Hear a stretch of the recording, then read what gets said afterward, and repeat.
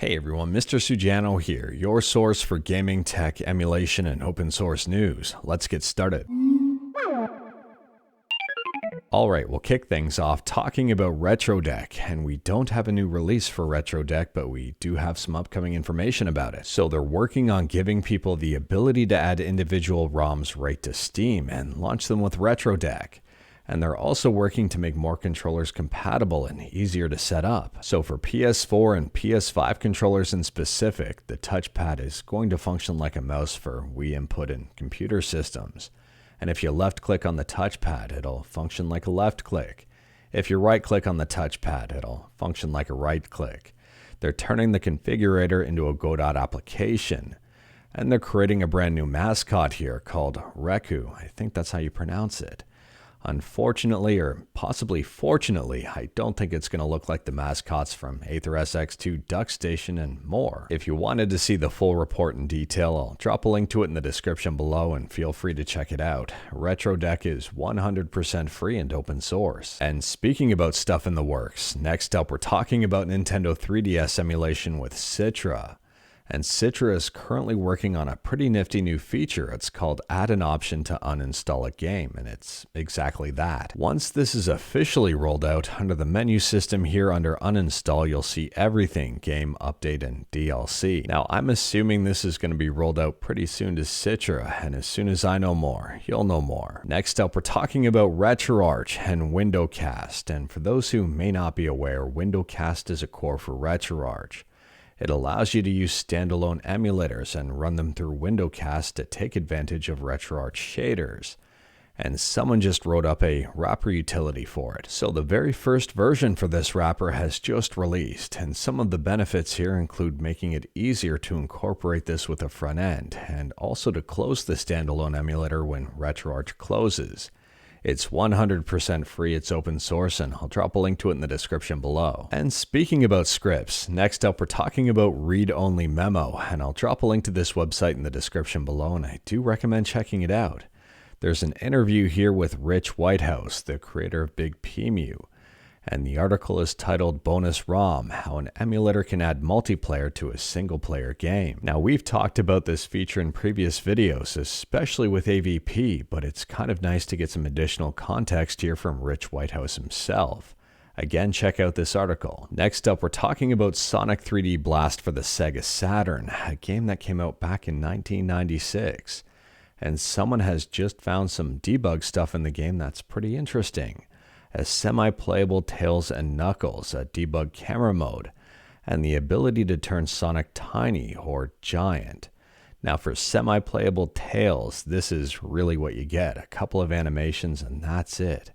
If you try to do anything else that triggers an animation that's not available, the game will crash. In my opinion, this is a pretty cool minor discovery for a game that came out close to 30 years ago. If you've played Sonic 3D Blast, let me know your thoughts about it in the comments below. Next up, we're talking about a game that came out 10 years before Sonic 3D Blast. It was released back in 1986, and that's Metroid for the NES. And Infidelity here has ported Metroid for the NES to the SNES. It's currently in beta format. If you are curious about this one and wanted to learn more about it, I'll drop a link to this tweet in the description below and feel free to check it out. Next up, we're talking about Nintendo, specifically Super Mario, and the whole mystery on who's going to voice Mario now has been solved. It's going to be Kevin Afghani, he says here on Twitter. Incredibly proud to have voiced Super Mario and Luigi in Super Mario Bros. Wonder.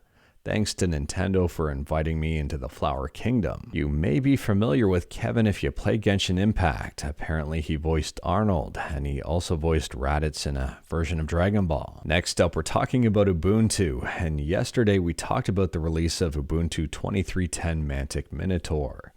And today, at least at the time of filming, you can't download it. So here is the statement provided by Ubuntu. We have identified hate speech from a malicious contributor in some of our translations submitted as part of a third-party tool outside of the Ubuntu archive. The Ubuntu 23.10 image has been taken down and a new version will be available once the correct translations have been restored. I'm assuming this is going to get resolved pretty quick and Ubuntu 23.10 will be back up in no time. Next up, we're talking about SteamOS, and Valve has provided us a nice preview update for 3.5.1. So they fixed a case where an SD card with file system errors would be mounted as read-only. They actually added undervolting controls. They fixed a long-standing issue where the internal display backlight would always stay on. And they fixed a case where the desktop could be empty and apps would fail to launch. Next up, it's official. UK regulators have approved the sale of Activision Blizzard to Xbox.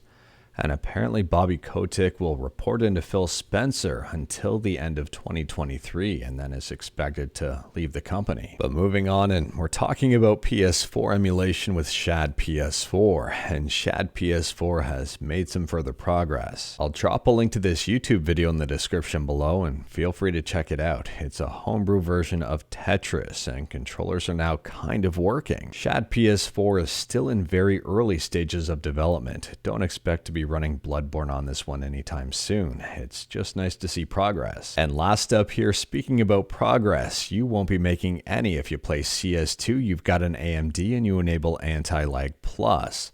This is a tweet right from Counter-Strike. They say AMD's latest driver has made their Anti Lag Plus feature available for CS2, which is implemented by detouring engine DLL functions.